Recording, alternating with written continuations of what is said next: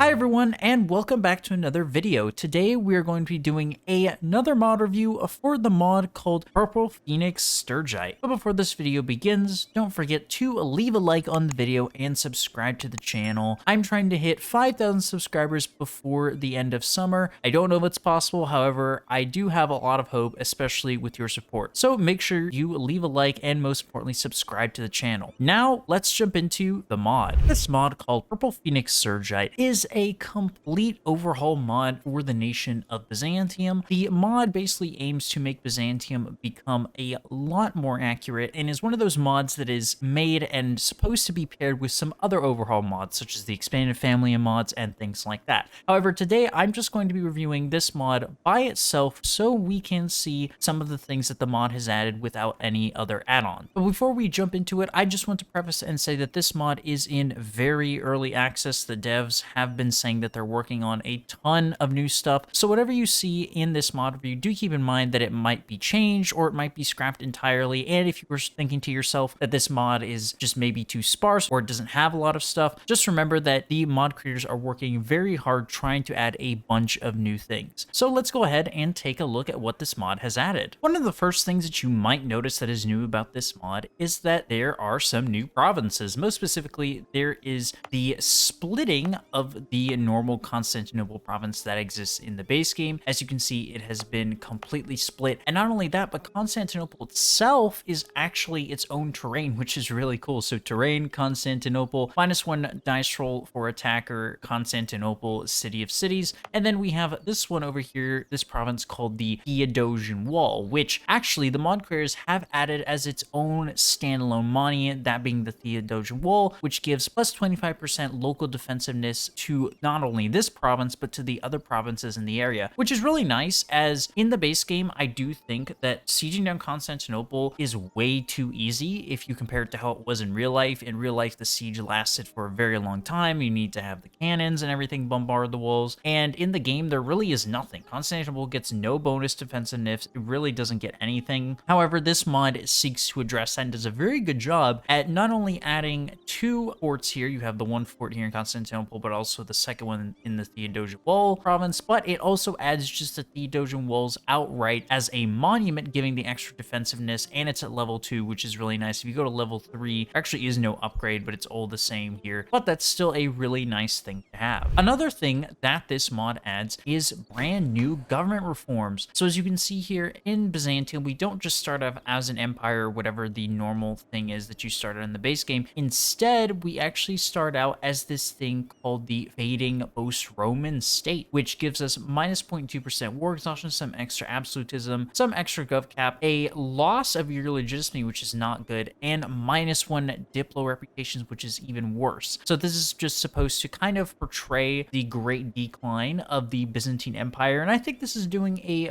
very good job here. I imagine that this will go away once you get to a certain amount of provinces. There's nothing in the mod files about that, or nothing that the mod creator talks about. However, I do imagine that I'm sure once you get a certain amount of provinces and defeat the Ottomans, this will go away and lead to probably just the Byzantine Empire like it is in the base game. But nonetheless, that's still really cool, and I love the flavor that this adds. Along with the new government reform, this mod also adds brand new government interactions. So as you can see here, you have 3 new government interactions along with this mod. You have the Send Diplomatic Mission, you have the Return to Old Glory, and you have Conscript Varangian Guards, which is honestly the best one here. And not only is this its own mechanic, this is actually a separate thing that goes along with the mod, and these are its own units. So these units are very similar to kind of the Streltsy units that you see in Muscovy with these Muscovite nations. They work pretty similar to that. You have a certain amount of points saved up. As you can see, we gained some points passively from our rulers. You have some points saved up, and once you have enough points saved up, you can go ahead and click the button and you will get some free troops. As you can see here, these troops are absolutely amazing. They not only change the background to this really cool like Viking type thing, it also makes them a lot more powerful. As you can see here, when we go back to the interaction, this gives Varangian elite units until the end of the game, which is the ones that I just showed you right now, and these give plus 10% discipline and plus 2 infantry shock and a minus 20% morale damage received. This is absolutely amazing. The units not only look really cool, but they also are pretty much invincible. And if you have a massive army like this will destroy any Janissary units outright, I can tell you right now. And these do not have the penalties for the reinforcements, so do keep that in mind. You can basically keep stacking these at no detriment to you at all, unlike with the Janissaries and some other units that might cost more to reinforce, or they might take more time or something like that. These have absolutely no downsides, at least none that I can see right now. In fact, if you remember in the pop-up that I just showed you, they are actually minus 50% reinforcement costs. So not only are they more powerful, having more discipline, having more morale and stuff like that, and losing less drill gain, they also are even cheaper to maintain than your normal armies. So it's just a complete win-win with these. These are really cool, and I do wish there was something like this in the base game. These are absolutely amazing, and I would love to just have a massive Byzantine army of just Pharyngian guards. The Return to Old Glory is really nice. I do think that this is the thing that turns you...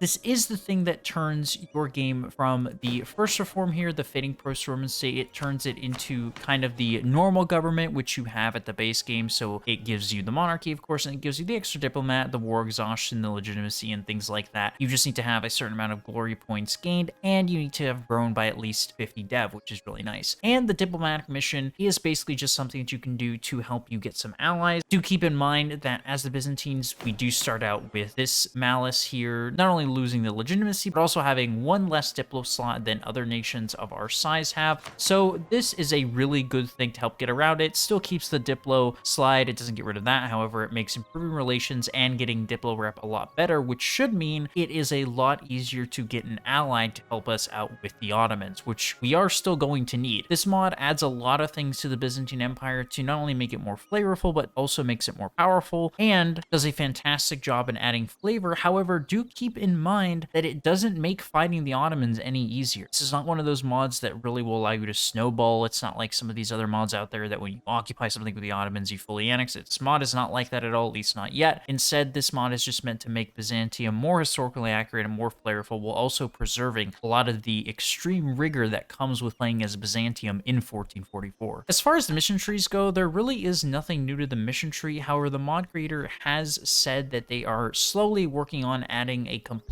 mission tree overhaul as well as some other things. So definitely make sure that you go over to the mod and leave a comment in the mod page and let them know what you think about it. And definitely go ahead and upvote the mod. That'll give, I'm sure, the mod creators even more motivation to keep working on this mod, as there is a lot of potential for this. Honestly, if I had to rate this mod, I'd probably rate this mod as it is right now about a 6 out of 10. It's not a bad mod by any means. However, it still is lacking a lot of things and is very bare bones. However, if we are to believe the mod creator, which I believe that we should, they should be adding a lot of stuff in the coming months to this mod, especially since this mod is actually built using some of the new government reforms that have come out with EU4 1.35. So I'm sure if you give the mod creator a few months, they will start to add stuff, especially to that mission tree. I can't wait to see what the complete new mission tree overhaul is going to look like, and if it's anything like the mod creator has hyped it up to be, I'm sure it is going to be a lot of fun. So I'm giving this mod about a 6 out of 10. Let me know in the comments below. Do you think it deserves 6 out of 10? Do you think it deserves more? Do you think it deserves less? Let me know in the comments down below. This has been a mod review for the mod called Purple Phoenix Surgite. But before you go, wait, make sure that you join the Discord. I have it linked down below. The Discord is a really good place to hang out with other people who like to play EU4s, as well as with other people who like to play other Paradox games, and it's one of the fastest and most reliable ways to connect with me if you want to ask me questions about EU4 or just talk to me in general. That is definitely the best place to do it. So make sure that you join the Discord as it's linked in the description. Along with that, make sure you leave a like on the video and subscribe to the channels. I'm trying to hit 5,000 subscribers before the end of summer, and I know with your support, we will be able to do that. But for now, thank you very much for watching, and I will see you next time.